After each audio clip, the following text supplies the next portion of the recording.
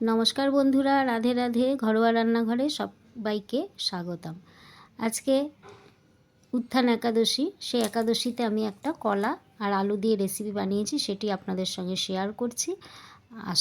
আশা করি আপনাদের ভালোই লাগবে, আর ভালো লাগলে অবশ্যই কিন্তু সাবস্ক্রাইব করবেন এবং কমেন্টসে জানাবেন আমার রেসিপিটি কেমন লাগলো। চলুন রেসিপিটি শুরু করা যাক। প্রথমে আমি আলু কেটে আলুটা সিদ্ধ করে নিয়েছি, আর কাঁচকলাটাকে আমি খোসা শুদ্ধ গোল গোল করে কেটে নেব। আপনারা যেরকম সাইজের পাতলাও করতে পারেন বা মোটাও করতে পারেন। আমি মোটামুটি করছি, যেরকম ঠিক সেরকম সাইজের গোল গোল করে প্রথমে কলাটাকে আমি ভালো করে কেটে নিচ্ছি। আজকে একাদশী বলে হলুদ ব্যবহার করব না। অন্য দিনে যদি আপনারা করেন তাহলে এটা হলুদ জলের মধ্যে চুবিয়ে রাখবেন, তাহলে কিন্তু কালো রঙটা হবে না। সবকটা দুটো কলাকে আমি এরকমভাবে টুকরো করে কেটে নিয়েছি। এবার এগুলোকে আমি জলের মধ্যে দিয়ে সিদ্ধ করে নেব। ভালো করে সিদ্ধ করে নিতে হবে।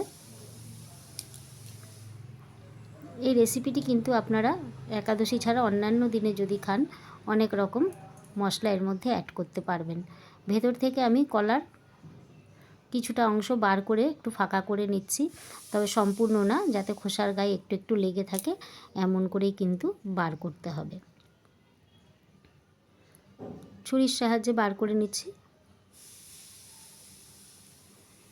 রেসিপিটি কিন্তু খেতে খুবই সুস্বাদু। সব কটা থেকে কিছু কিছু করে অংশ আমি বার করে নিচ্ছি।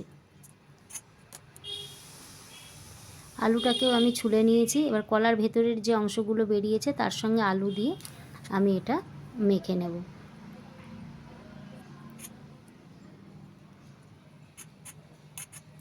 সব কটা আমার ছাড়ানো হয়ে গেছে। এবার আমি একটা বাটির মধ্যে আলু আর কলার বাকি অংশটা এর মধ্যে দিয়ে দিচ্ছি। দিয়ে এর মধ্যে আমি লবণ, চিনি, সন্দক লবণ ব্যবহার করেছি অবশ্যই, জিরের গুঁড়ো দিয়ে দিলাম 1 চামচ, ধনের গুঁড়ো দিয়ে দিলাম, দিয়ে দিচ্ছি একটু শুকনো লঙ্কার গুঁড়ো। সব কিছু দিয়ে একটু কাঁচা লঙ্কা আর ধনে পাতা কুচি এর মধ্যে আমি দিয়ে দেবো। আপনারা ইচ্ছা করলে ভাজা মশলাও ব্যবহার করতে পারেন, গোলমরিচের গুঁড়োও ব্যবহার করতে পারেন। যত খুশি কিন্তু এর মধ্যে দেবেন মশলা, তত কিন্তু এটা টেস্টি হবে। খুব ভালো করে এটাকে আমি মেখে নিচ্ছি। দিয়ে দিলাম লঙ্কা কুচি, ধনে পাতা কুচি।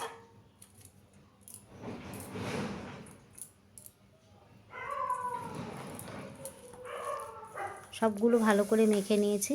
এবারে আমি কলার খোলগুলোর মধ্যে এগুলোকে আস্তে আস্তে ঢুকিয়ে দিচ্ছি।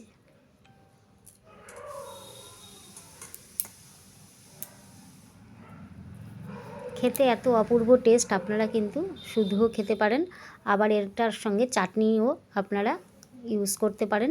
অন্য সময় খেলে টমেটো সসও কিন্তু ব্যবহার করা যেতে পারে।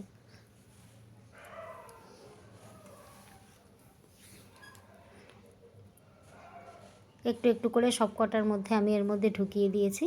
এবারে একটা বাটির মধ্যে আমি নিয়ে নিচ্ছি পানি ফলের আটা। পানি ফল শুকিয়ে ডাস্ট করা হয় পানি ফলের আটা, এটাকে অনেক সিঙ্গারার আটাও বলে। এর মধ্যেও আমি একটু নুন, চিনি আর একটু মশলা দিয়ে দিচ্ছি। দিলে টেস্টটা কিন্তু খুব ভালো হবে। সবগুলোকে একটু মিশিয়ে নিচ্ছি ভালো করে। এবার আমি অল্প অল্প করে জল দিয়ে একটা পেস্ট তৈরি করে নেব। বেশি কিন্তু জল একবারে দেব না, এতে খুব কম পরিমাণেই জল লাগে, তাই অল্প অল্প করে মিশিয়ে নিচ্ছি আমি। না হলে কিন্তু ব্যাটারটা আমার বেশি পাতলা হয়ে গেলে জিনিসটা ভালো হবে না।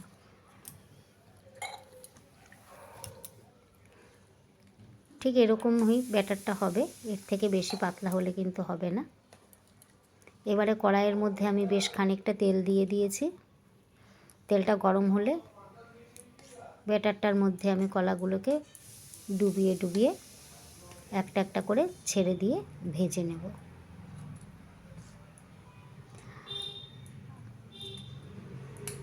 আপনাদের সকলের সহযোগিতায় আমার কিন্তু চ্যানেলটা খুব সুন্দরভাবে গ্রো করছে এবং উৎসাহিত হচ্ছি আমি খুব ভালো।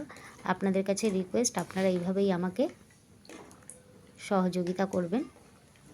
একটু বাদাম আমি ভেজে রাখছি। এই বাদাম ভাজাটা খেতে খুব ভালো। আর আপনারা কিন্তু ইচ্ছা করলে মিক্সিতে পেস্ট করে কাঁচা লঙ্কা দিয়ে নারকেল দিয়ে পেস্ট করে আর একটা চাটনি বানিয়ে এটার সঙ্গেও খেতে পারেন, সেটাও কিন্তু খুব ভালো লাগে। আমি আজকে আর চাটনিটা বানাচ্ছি না, আমি শুধু বাদাম ভাজাটাই করে রাখলাম। একটা একটা করে সব আমি এর মধ্যে ছেড়ে দিলাম। এপিট ওপিট করে সুন্দর করে লাল লাল করে ভেজে তুলে রাখবো। এটা কিন্তু খুব মচমচে হয় খেতে।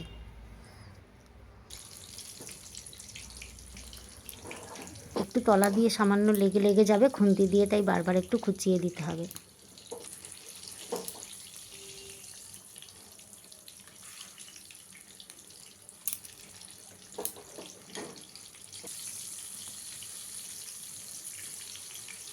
আপনারা যদি আরও কোনো রেসিপি একাদশীর দিনের দেখতে চান তাহলে কমেন্টসে জানাবেন, আমি আপনাদের সঙ্গে শেয়ার করব।